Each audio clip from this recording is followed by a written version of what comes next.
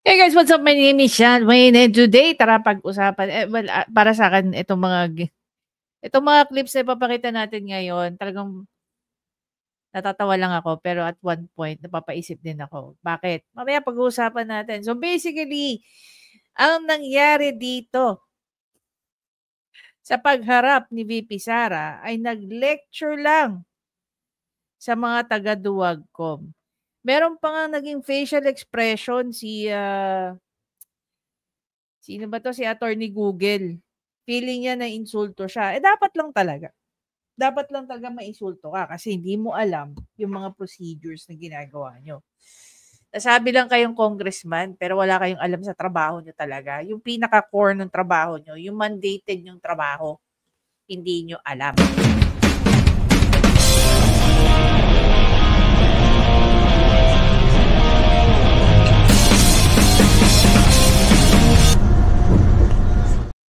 Ayan nga guys, nagbabalik tayo. So basically dito, ipi-play lang natin yung video. Talaga namang nakakatawa.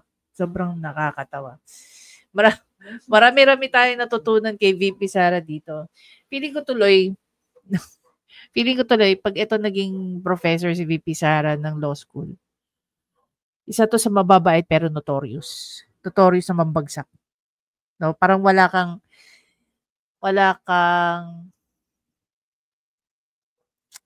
tawag dito. Wala kang room na magkamali. Parang gusto sabihin sa'yo yung VP Sara, dapat mas magaling ka sa akin. 'Di ba? Oh. Pakinggan natin dito si VP Sara. Kinontempt nyo na, dinetain nyo na yung tao for due process. Sir, asaan ang explanation ng due process ninyo doon? Tinanong kita kanina, sino ang appointing authority? USEC ng ASEC. Anong sagot mo? Secretary. Hindi mo alam. Kita, sumagot. Camera. Alam mo, Joel Chua is a lawyer.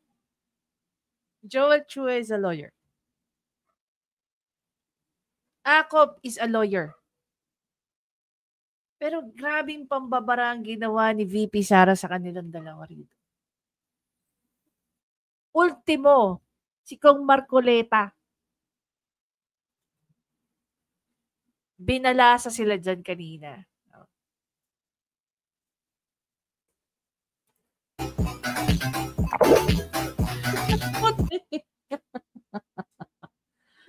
Panay lunok ang ginagawa ni Jojo. Boss. Ba't panay lunok ang ginagawa mo dyan, Cho?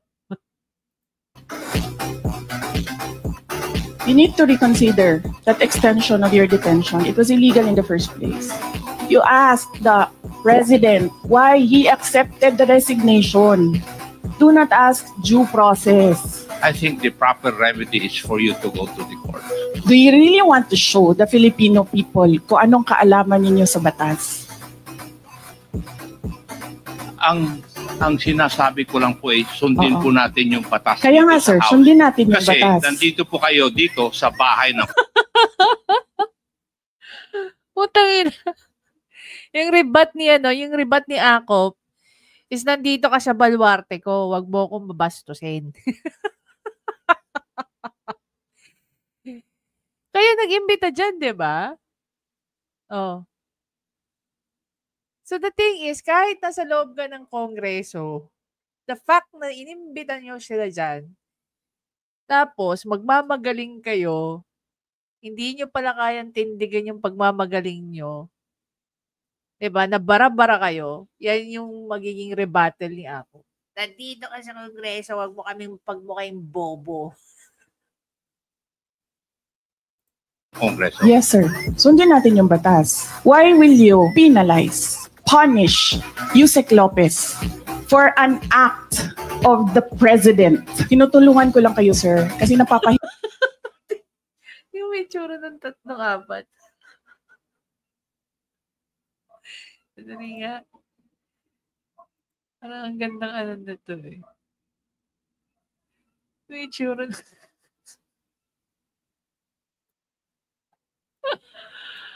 O nga naman, napapaya na kayo dyan.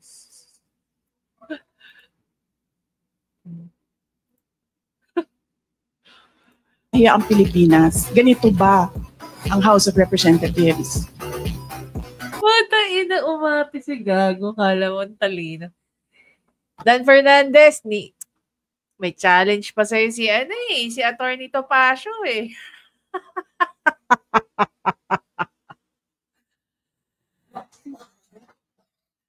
Putang ina mukha niya. Kala mo napakatalino niya.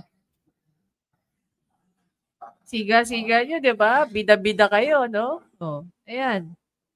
Hinarap na kayo. Bakit wala kayong masabi? Wala kayong magawa.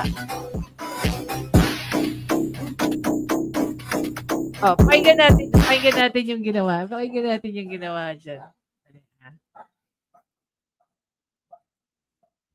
Ito yan. Pakinggan natin to guys. Brado na naman si Dan Fernandez dyan eh.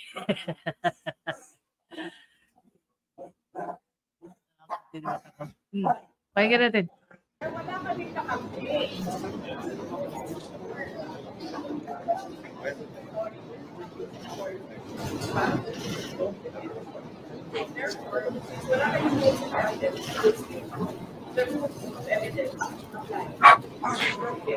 Imagine mo, nile-lecture ng isang abogado, ang kapwa niya abogado, about rules of evidence. Sa remedial law yan guys eh. Ando yan ng remedial law eh. So meron kang CRIM Pro, CIV Pro, yan, evidence, spec pro. And yun nga, sabi nga rito na parang when it comes to parang ina-adapt their portion ng ROC or rules of court, ang ina-adapt ng what they call that ng House of Representatives sa kanilang rulings. So ngayon, ginagamitan na sila ni VP Sara ng mga ganyan, di ba? Nakakalimutan niyo, abogada rin yan, di ba?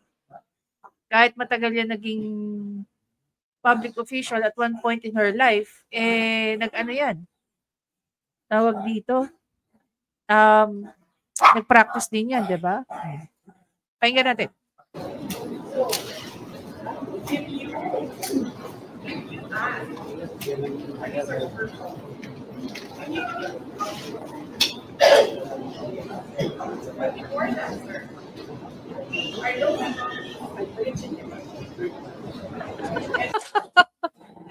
Alam mo, parang sila nagkakaroon ng cross-examine dito.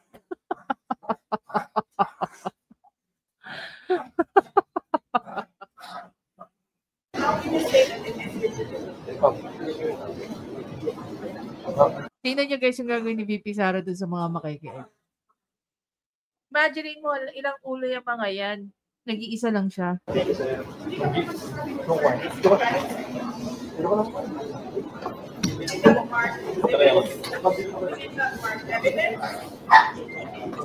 Tommy.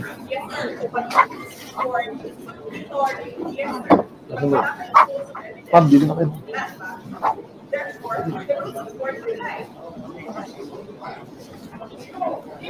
Ayan.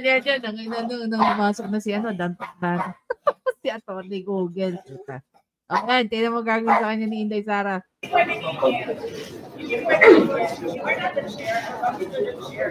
You're not the chair.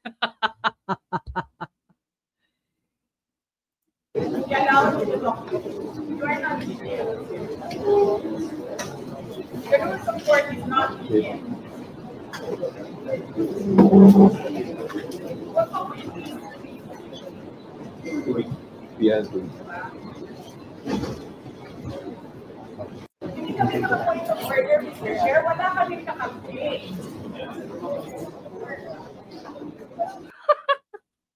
You're not the chair.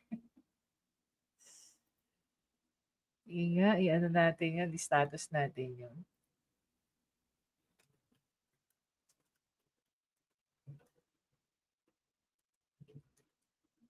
Dan Fernandez.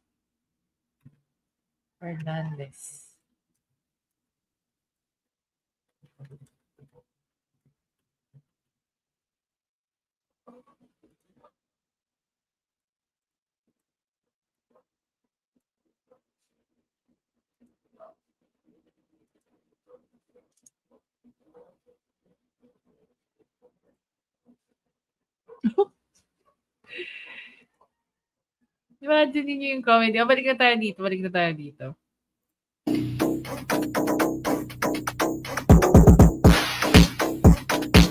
Putangin na yun. Parang nakakahiya yun, no? Nililecture ka ng kapwa mo abogado rin. I mean, kaya tuloy napapaisip ako, siguro totoo nga yung sinasabi ng mga barista, no? Yung pagpasa ng bar, sortihan lang din. Kasi, bakit hindi niya alam? Bakit ang dami niyang hindi alam ni Chua? Alam niyo at one point, na-inspire ako ni Chua. Kailangan ko mag-aral ng mabuti. Kailangan lumilevel ako sa Mang Temyong, ganyan. Napakagaling po ni Mang Temyong, napakatalino po niyan. Dapat ganun levels tayo, Mang Temyong. Hindi Joel Chua. Joel Chua, thank you so much, no, sa pagpapakita mo ng kabobohan mo. You inspire me to study harder. Ayokong maging gaya mo. Ayoko one day le-lecturean lang ako ng kapwa ko abogado because I don't know yung mga bagay-bagay. Diba? Talaga naman talagang Paano ka naging chairman? Ang dami mo palang hindi alam. Paano ka naging abogado? I find it impossible. Guys, hindi po ako matalino, pero ayoko rin naman maging gaya ni Joel Chua. Or even ni Akop. Or combine. Yung Mang Temyong levels, sapat na sa akin. Di ba Mang Temyong? Siyempre, hindi ko naman ile-level yung sarili ko kay Atty. Libayan o kaya kay Atty. Magagaling yung mga yan. Dito muna tayo sa pagiging estudyante. Diba? Oh, diretso tayo, guys.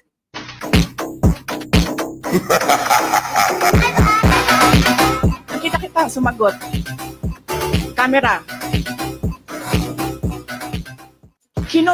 Hindi lang narinig. Diba? Hindi lang narinig. Oh. Maikli lang din naman tong kay Dan Fernandez. Isama na natin. Dali lang, ha?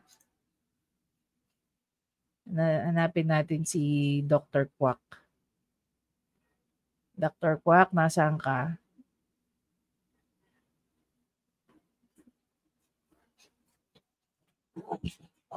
Parang nawala.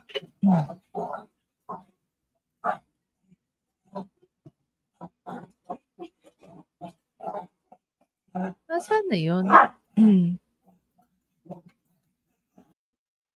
Ito pa guys, no, yung ginawa nila. Dahil hindi nila masagot, nagmi-meeting pa sila para makahanap ng sagot.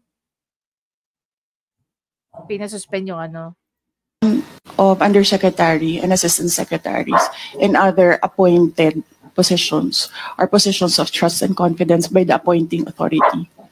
The resignation letters of the USEX and the ASEX of DepEd were accepted by the appointing authority. And who is that? Mr. Chair. Shoota. Alam mo.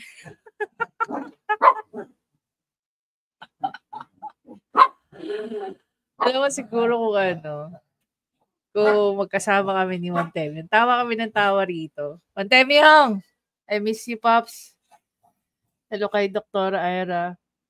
Para ka nagre-lecture, tapos tatawagin ka ng professor. Sabihin sa'yo ng prof mo. Oh, Mr. Chair, tatayo ka naman. So, hindi ka makasagot, so tayo ka talaga. The President of the Republic of the Philippines. Yes. Sabay, yes. Yes. Parang si Rapi Tulfo lang.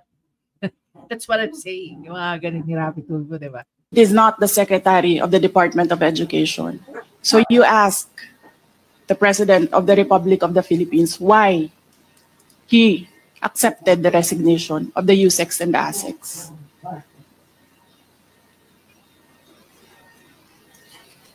What is the point, Honorable Vice President? Ang sinasabi ko sa inyo, bakit nyo kine-question ang due process? Tanungin nyo ang appointing authority, bakit niya tinanggap ang resignation letter I think they're talking about, okay guys, disclaimer lang. Hindi ko pa napapanood yung more than 10 hours stretch ng hearing today. No? So I will assume they're talking about Gloria Mercado. Diba? Because ayun, we all know naman yung story ni Gloria Mercado, no? So she was found doing milagro.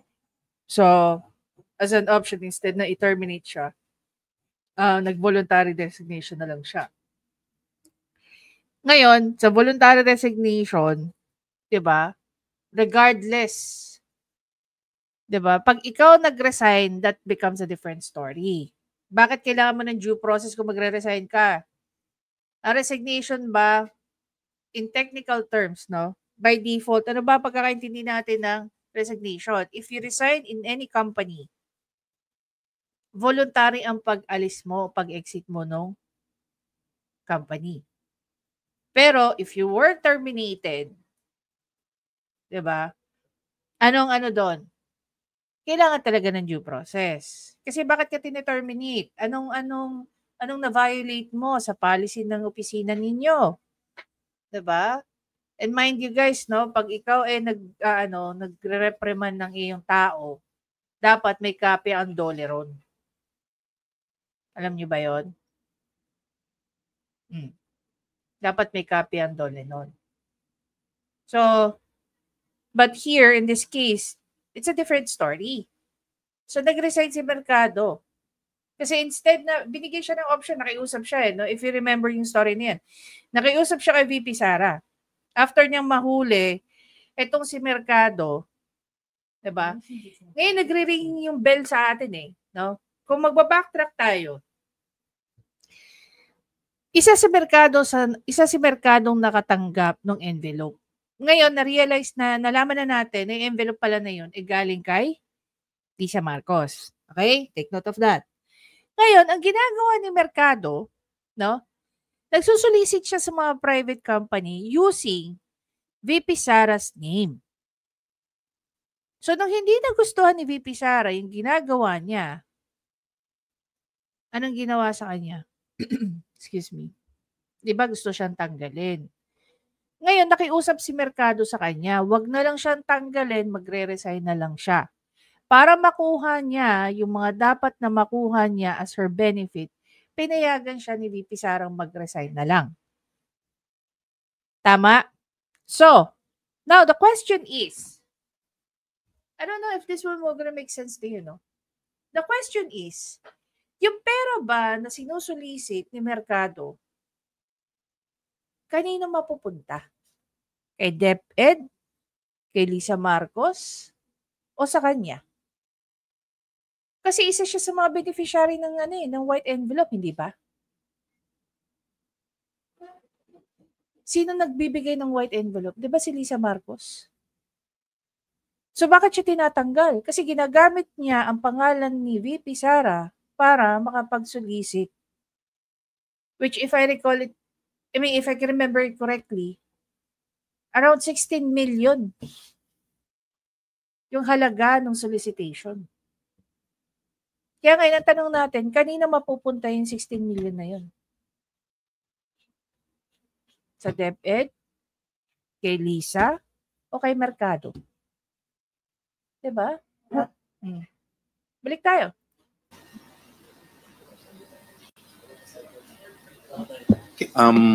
Madam Vice President, Yes, sir. we will, wala pa po tayo dun sa usapin na yun. Sa anong usapin, Later sir? Later po sa binabanggit po ninyo. Sa anong Wala pa po tayo sa period of interpellation. Bubuksan ko pa lamang po ang period of interpellation. Yes, sir. Nandun na kayo sa topic. Hindi po tayo nag-i-interpellation Madam ngayon. Vice President, nag-uusap po muna ang mga miyembro. Hindi masagot ni Chua, so yan yung scapegoat niya. Kailangan niya ng maraming utak kasi sa level niya, hindi niya makomprehend yung sinasabi ni VP Sara. Okay, let's give him the benefit of the doubt. Kahit siya, nawawala na rin siya. But definitely, obviously, as a chairperson, una, dapat alam mo kung ano ang itatopic sa inyo. Unfortunately, hindi mo alam kasi may script lang kayong mga hawak. Unfortunately, hindi nyo ini-expect na babagsakan kayo ng ganyan tanong ni VP Sara. Diba? Yes, so, sir. please do respect. Yung Yes, mga- I am very respectful. I am dovetailing from Congressman Marcoleta. The appointing authority is the President of the Republic of the Philippines. Why are you questioning due process in a discussion of resignation of USEX and ASEX? Wala pa pong nagtatanong about that, Madam Vice President. Sir, kinontempt nyo Madam- na, sir, dinetain nyo na yung tao for due process. Madam Vice President, Sir, nasa loob ng detention ang tao because you question due process. Asaan ang explanation ng due process ninyo doon? Nasaan? Madam Vice Tinanong President, kita kanina. I'm sorry, sir. Tinanong kita kanina, sino ang appointing authority? USEC ng ASEC. Anong sagot mo? Secretary. Hindi mo pa po- alam. Hindi pa po ako nagsumasagot. Hindi mo. Nakita kita, sumagot. Camera. Kita sumagot. Sinabi mo, Mr. Secretary. Chairman, motion to Hindi suspend nyo alam for 5 lahat. minutes. 1 Na minute, ang President. nag-a-appoint One ay minute President. suspension is declared by the chair. Can we observe proper decorum, Mr. Chairman? Putang ina ninyo. Of Ayaw nyo lang aminin. O kahit sino man sa inyo dyan. No?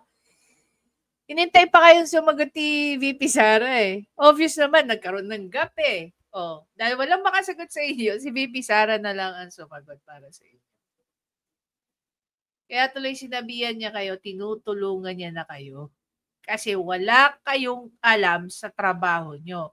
So obviously, napatunayan lang ni VP Sara that there is a grave abuse of discretion sa pagko-contempt ninyo kay Attorney Zuleika Lopez. Yun lang yung gusto niyang patunayan na hindi nyo alam ang ginagawa nyo dyan. Diba? Kahit anong basehan ng sabihin nyo, Biblia pa, basahin nyo dyan, isa lang ang pinatunayan ni VP Sara. Hindi nyo alam ang function at ang trabaho ninyo. End of story. Diba? Oh. Sige nga. Ay, nako po, Lord. Diba? Ay, even sa one post, no, paano daw nagiging mga kongresista to. Take note that these people are lawmakers. Buti pa sa loob ng Senado, marami pa rin ng mga abogado ron. 'Di ba? So basically, they understand things. Dito, sa Senado, 24 lang. Dito sa House of Representatives, more than 300 plus sila. I don't know kung gaano karami ang abogado dyan. Unfortunately, we are witnessing 2 lawyers dyan sa Duwagcom committee na yan. And yet, nababara ng 2 lawyers din. Diba? Ang daming tanong ni Kong Marcoleta na hirap silang sagutin. Basag na basag sila. Sa bagay, yung mga gaya nito, ang papato lang talaga.